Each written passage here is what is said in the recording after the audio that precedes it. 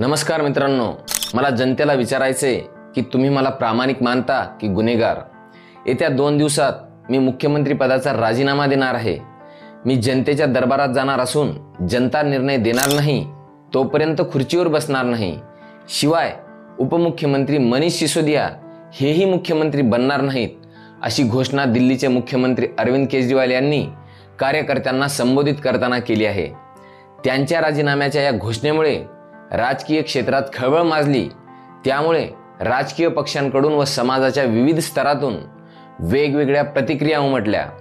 भाजपाने न्यायालयाच्या निर्णयामुळे केजरीवाल मुख्यमंत्री पदावर राहू शकत नसल्याची, तसेच पराभव समोर दिसत असल्याने दुसऱ्याच्या नावावर खापर फोडले जावे यासाठी राजीनाम्याची नौटंकी करत असल्याची टीका केलेली आहे। तर काँग्रेसने आम्ही पूर्वीपासूनच केजरीवालांनी राजीनामा द्यावा असे सांगत असल्याची भूमिका मांडली आहे। तर अण्णा हजारे यांनी केजरीवालांना हे उशिरा सुचलेलं शहाणपण आहे असं म्हटलं आहे। अरविंद केजरीवाल यांची 13 सप्टेंबरला तिहारमधून सुटका झाली। 177 दिवसानंतर ते जेलमधून बाहेर पडले। 177 दिवस जेलमध्ये असूनही अरविंद केजरीवाल यांनी राजीनामा दिला नव्हता। मग आता जेलमधून बाहेर पडल्यानंतरच त्यांना राजीनामा का द्यावा वाटला असा प्रश्न मनात येणे साहजिकच आहे। त्या अनुषंगाने सविस्तर माहिती चर्चिण्यासाठी मी उत्कर्ष कोंडावार आपले या व्हिडिओमध्ये स्वागत करतो। आम आदमी पक्षाचा उदय हा आंदोलनातून झाला। व्यवस्था बदलू अशी घोषणा देत हा पक्ष दिल्लीत सत्तेवर आला। पाठोपाठ पंजाबमध्येही सत्ता काबीज केली। गोवा, गुजरातमध्ये विस्तार करत राष्ट्रीय पक्षाचा दर्जाही मिळवल्याने अरविंद केजरीवाल यांचे नाव देशातील प्रमुख राजकारण्यांमध्ये घेतले जाऊ लागले। भारतीय महसूल सेवेतून थेट राजकारणात उतरत केजरीवाल यांनी दिल्लीत भाजपा आणि काँग्रेस या 2 राष्ट्रीय पक्षांचा दारुण पराभव केला। शिक्षण तसेच वीज, सरकारी आरोग्य यंत्रणेत सुधारणा केल्याचा दावा त्यांनी केला। सरकारी योजनांची अंमलबजावणी उत्तम झाल्याने दिल्लीकरांनी केजरीवाल यांच्यावर विश्वास टाकला। यातून देशाच्या राजकारणात वजन वाढले। मात्र दिल्लीतील कथित मद्य घोटाळा प्रकरणात आम आदमी पक्षाच्या दिल्लीतील प्रमुख मंत्र्यांना अटक झाली। आता हरियाणा विधानसभा निवडणुकीच्या तोंडावर त्यांना जामीन मिळाला। हरियाणा का लाल केजरीवाल अशी आपची या निवडणुकीसाठी घोषणा आहे। केजरीवाल यांचा जन्म हरियाणातील आहे। राजीनाम्याची घोषणा करून सहानुभूती मिळवण्याचा प्रयत्न याद्वारे आम आदमी पक्ष करणार आहे।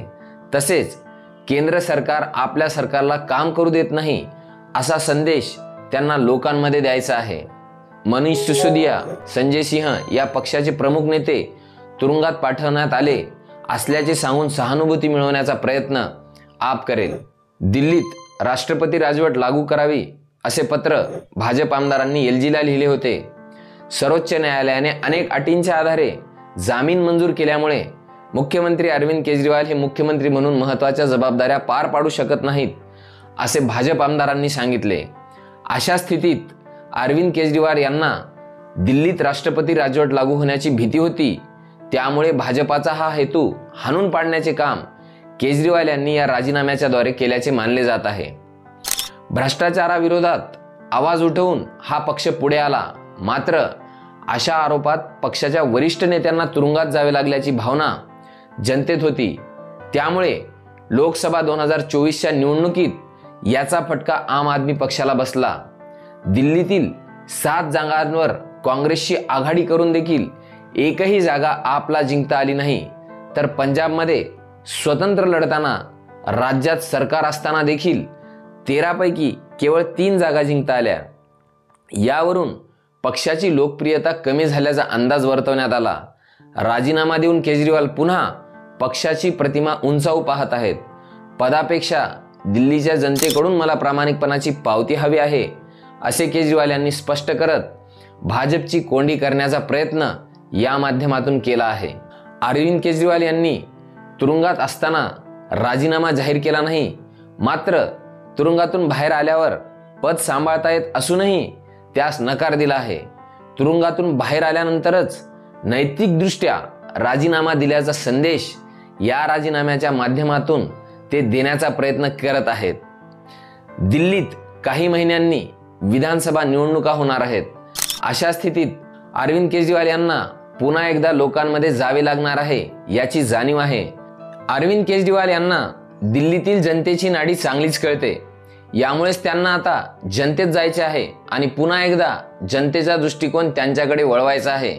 मी स्वतः मनीष सिसोदिया यांच्यासह लोकांमध्ये जाणार असल्याचे केजरीवाल यांनी स्पष्ट केले आहे.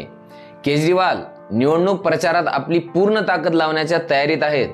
न्यायालयाने अरविंद केजरीवाल यांना सशर्त जामीन मंजूर केला असून त्यात केजरीवाल यांना मुख्यमंत्री कार्यालय आणि सचिवालयात जाता येणार नाही, सरकारी फाईलवर स्वाक्षरी करता येणार नाही, खटल्याबाबत सार्वजनिक विधानं करता येणार नाही, साक्षीदाराशी कोणत्याही प्रकारे बोलता येणार नाही, या प्रकरणाशी संबंधित कोणत्याही अधिकृत फाईलमध्ये हस्तक्षेप करता येणार नाही, गरज भासल्यास ट्रायल कोर्टात हजर राहून तपासात सहकार्य करावं लागेल.